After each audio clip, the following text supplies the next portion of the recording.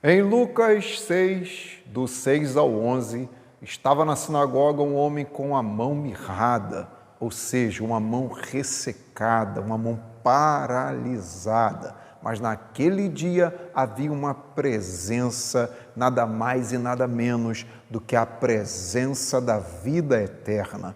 O médico dos médicos, Jesus Cristo, que em meio a olhares críticos e corações duros, chamou o homem da mão mirrada para o centro da sinagoga e ali operou uma cura extraordinária. Jesus, além de desafiar o legalismo religioso, restaurou o que estava seco, atrofiado e sem função na vida daquele homem. Com isso, Cristo provou que veio para restaurar o que os homens desistiram de tocar. A paz de Cristo, meus irmãos, venho trazer aqui uma grande novidade, o meu primeiro livro, Lições Bíblicas Incríveis e Detalhe, volume 1. Entre em contato com esse telefone que está aparecendo aqui na tela e adquira já o seu e comece a sua coleção. E se você deseja fazer parte do nosso grupo do WhatsApp ou conhecer o meu site, o meu Instagram, os links de acesso estão aqui embaixo na descrição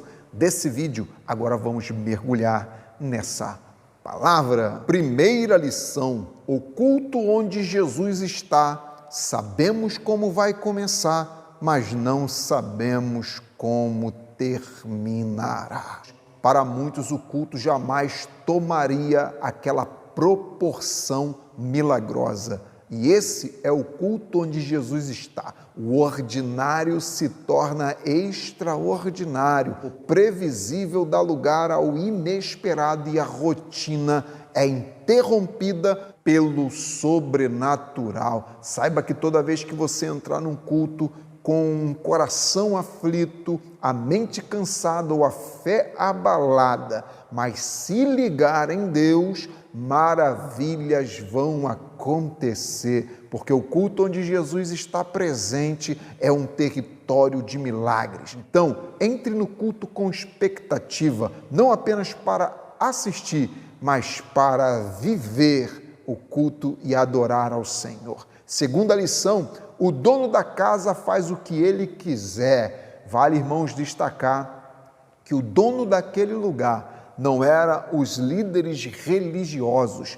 mas Jesus Cristo, aquele que faz no culto o que lhe apraz. E ele decidiu curar o homem da mão mirrada, então se ele decidiu, está decidido, porque a autoridade espiritual do ambiente é Jesus Cristo. Ele não pede permissão para operar milagres, ele não se submete à agenda humana, à agenda dos homens. Não é o homem, mas é aquele que governa o culto, que define a prioridade e age com soberania. Então, esteja sensível à voz de Deus quando for o dirigente de um culto na igreja, ou quando você for o participante de um culto. Esteja sensível, porque quem vai ordenar, quem vai decidir o que lhe apraz fazer ou não, não é o homem, é o Senhor. Terceira lição: quando a dificuldade rouba a sua identidade. O homem da mão mirrada, irmãos, é assim que aquele homem ficou conhecido. Não sabemos o seu nome, não sabemos sua história, não sabemos os seus sonhos ou as suas conquistas. Tudo o que sabemos sobre ele é sobre a sua limitação da mão mirrada, ou seja, ele é lembrado pela sua deficiência. A dor acabou apagando a identidade daquele homem. Talvez você esteja enfrentando essa dor de identificação. As pessoas deixaram de te ver pelo que você é e passaram a te identificar pelo seu sofrimento. É como se o povo te identificasse como uma mulher traída, como ex-presidiário, como o homem endividado, como o doente, como aquela pessoa que fracassou, ou seja, a dor falou mais alto do que o seu nome, o sofrimento acabou sufocando a sua identidade. Mas eu tenho uma boa notícia: Jesus também te viu, só que Jesus não te viu como vê os homens, Jesus não te vê como um problema. As pessoas podem até te rotular pela sua dor, mas Jesus te chama pelo nome e te fortalece para vencer seus desafios. Quarta lição: não deixe de frequentar o culto. A dor daquele homem da mão mirrada não o impediu de frequentar o ambiente de culto. Irmãos, ele não sacrificou, não excluiu o ambiente de culto por causa da sua dor. O físico daquele homem não estava 100%, mas o espiritual estava em dia, a ponto dele caminhar para a presença e para a casa do Senhor. Muitos irmãos hoje, diante de qualquer dor, seja emocional, seja física ou seja espiritual, acabam abandonando o ambiente que não era para abandonar, o ambiente de culto, como se o culto fosse um problema. Mas o culto não é o problema, o culto é a solução, é a cura, é buscando o Senhor que você encontra a saída. Então não prefira o isolamento, é na casa de Deus que a cura acontece, que a voz de Deus é ouvida, que a fé é renovada. Não coloque a sua dor como desculpa, ela não deve te afastar. A dor não pode te afastar, ela tem que te aproximar de Deus. Quinta lição: mostre para Deus. Irmãos, a vergonha fazia com que aquele homem da mão mirrada escondesse, ocultasse a mão mirrada, a mão defeituosa. Por isso, Jesus ordenou que ele estendesse a mão, viesse para o meio, e estendesse a mão. Isso nos ensina que devemos mostrar, não esconder, não ocultar de Deus aquilo que está tirando a nossa paz, aquilo que está causando dor, está causando vergonha. É seu filho? É seu casamento? É sua comunhão com Deus que estão te causando vergonha e decepção? Eu tenho um conselho para você nesse dia: mostre para Deus, pela fé, em nome de Jesus. Sexta lição: Jesus restaura para ativar. Aquele homem da mão mirrada se tornou uma pessoa muito útil nos trabalhos braçais e até na obra de Deus, na vida do próximo. O que antes não passava de uma limitação, agora ele estava pronto para a obra. Isso, irmãos, nos ensina que Jesus restaura para nos ativar. Jesus não restaurou a mão do homem para ela continuar escondida. Ele restaurou, para ela trabalhar. A mão restaurada era para voltar a servir, era para voltar a trabalhar, para voltar a abraçar, para voltar a abençoar.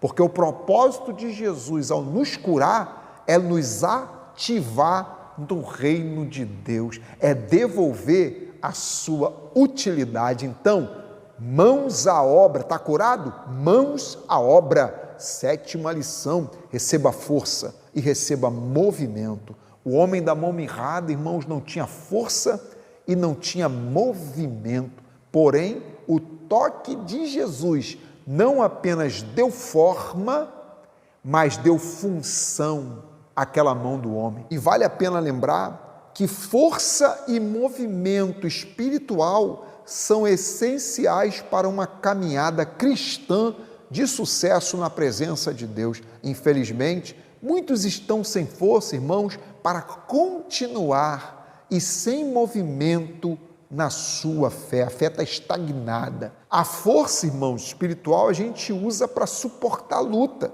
e o movimento espiritual nós usamos para avançar na direção do propósito de Deus da nossa vida. Então, em nome de Jesus, receba força, receba movimento de Jesus para viver um novo tempo em sua vida. Oitava lição: antes de curar, Jesus quer te ensinar alguma lição. De acordo com o versículo 6, antes de Jesus realizar o milagre, ele ensinava Ou seja, isso mostra que o ensino precede, vem antes do toque. O milagre de Jesus, ele é didático, está sempre nos ensinando. Jesus, irmãos, só vai intervir na causa quando você absorver as lições que ele quer te passar no meio da provação. Quando você colocar essas lições em prática, Jesus vai entrar. Deus não pode, irmãos, nos levar jamais para a próxima fase se a gente não aprendermos as lições necessárias.